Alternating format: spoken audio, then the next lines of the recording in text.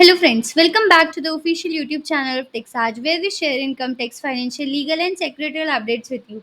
So stay tuned and subscribe our channel to get the notification first. So today I am here to discuss about how to fill Form 11. जैसे कि आपको पता है कि अब Form 11 की last date आ रही है लाइक LLP की एनुअल फाइलिंग के लिए दो फॉर्म्स फाइल होते हैं, एक Form 11 और एक Form 8। तो Form 11 की ड्यू डेट अभी हमारी चल रही है 30 मई से पहले हमें अपनी LLP के लिए फॉर्म 11 फाइल करना है। तो आज हम इस वीडियो में देखने वाले हैं कि फॉर्म 11 कैसे फाइल करना है, क्योंकि अब फॉर्म 11 V3 पोर्टल पर आ गया है।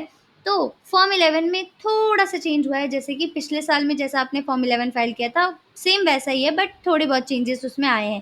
तो आज हम इस वीडियो में वही देखने वाले हैं कि वो चेंजेस क्या आए हैं। तो सबसे पहले फॉर्म मैंने अपनी V3 पर अपनी आईडी को मैं लॉगिन करूँगी। PMC की साइट लॉगिन होगी। उसके बाद यहाँ पे जाना है मुझे LLP ई फाइलिंग। LLP ई फाइलिंग में जा करके फॉर्म 11 को खोलना है मुझे। तो फॉर्म 11 हमारा कुछ इस तरीके का खुलेगा।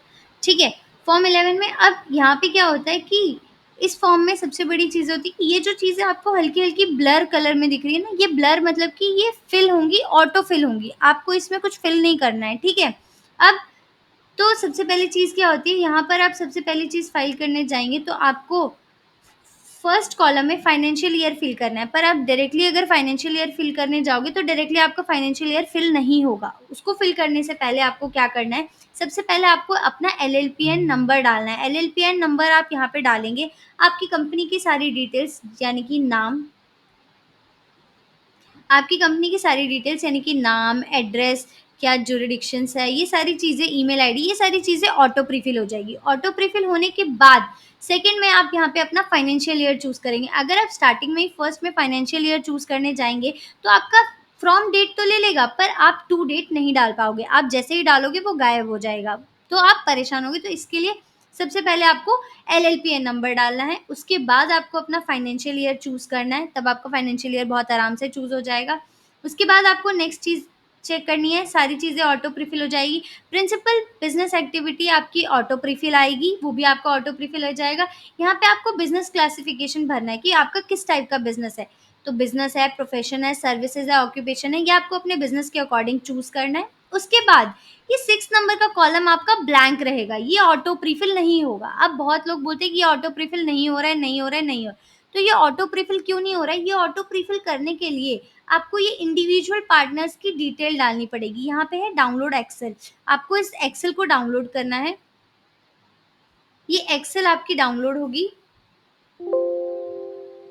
इस एक्सेल को डाउनलोड करके आपको इसमें कुछ भी फिल नहीं करना है, कुछ भी चेंज नहीं करना है, बस एक नॉर्मल सी चीज़ आपको इसमें फिल करनी है।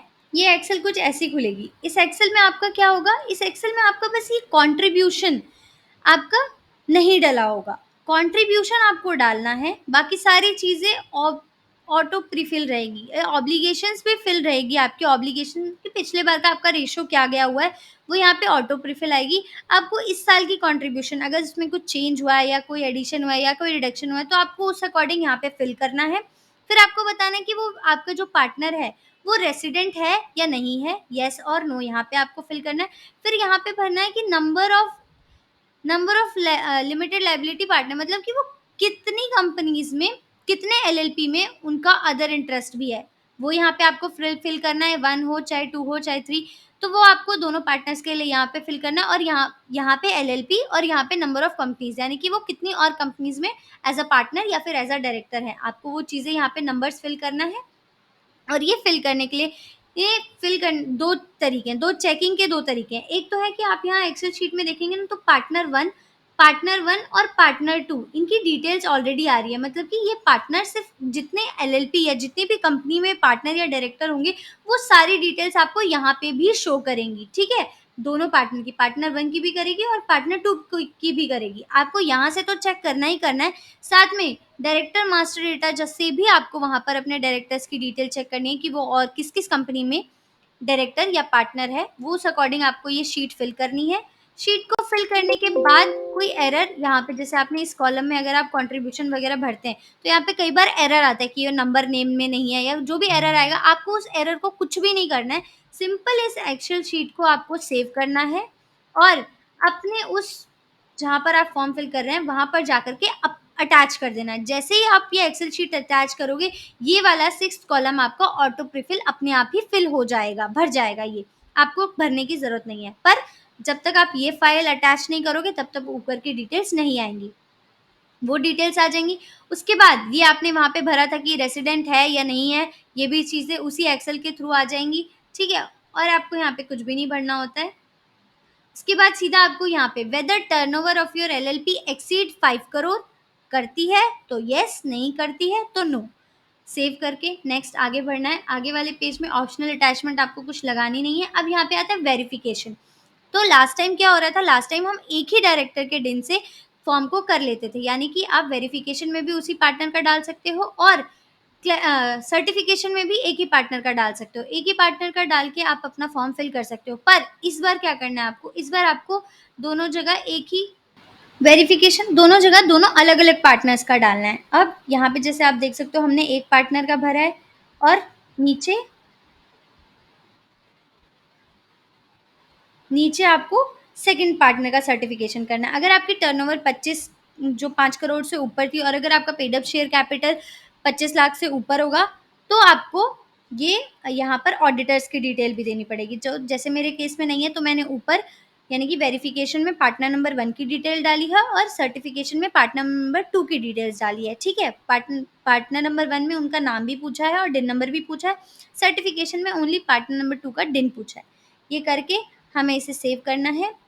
नेक्स्ट करके आपका फॉर्म जैसे नॉर्मली जनरेट होता है, फॉर्म जनरेट करके डाउनलोड करना है, डीएससी लगाना है और यहाँ पर आके क्या आता है, यहाँ पर अब आप दोनों पार्टनर का दिन यूज़ कर रहे हैं, यानी कि डीएससी भी आपको लगाना पड़ेगा। तो आपके दोनों ही पार्टनर्स का डीएससी वी3 पोर्टल पर एसोसिएट होना चाहिए एज़ अ बिज़नेस यूज़र। अगर नहीं है तो यहाँ पर आपको एसोसिएशन का एरर आ जाएगा जब आप अपना फॉर्म अपलोड करने जाएँगे। तो याद रहे कि आप जिन पार्टनर्स का, अब जैसे 2 पार्टनर, अब आप बोलो किसी एलएलपी में 4 पार्टनर्स हैं, तो आप क्या करोगे? तो आप किसी भी 2 पार्टनर का डिन नंबर यूज़ कर सकते हो, बट उनका डिन नंबर पोर्टल पर एसोसिएटेड होना चाहिए। बस नॉर्मली फॉर्म आपको सेव करना है अपलोड करके, जैसे फॉर्म आप अपलोड करते हैं नॉर्मली, वैसे ही आपको वी3 पोर्टल पर ये फॉर्म भी अपलोड करना है। जल्दी से कीजिएगा, अगर आपने अभी तक नहीं किया तो फटाफट जाकर इसे फाइल कीजिए। So thank you. अगर आपको ये वीडियो अच्छा लगा हो तो इसे लाइक करें, शेयर करें और अगर आपने हमारे चैनल को अभी तक सब्सक्राइब नहीं किया है तो फटाफट उसे सब्सक्राइब कर लें। Thank you.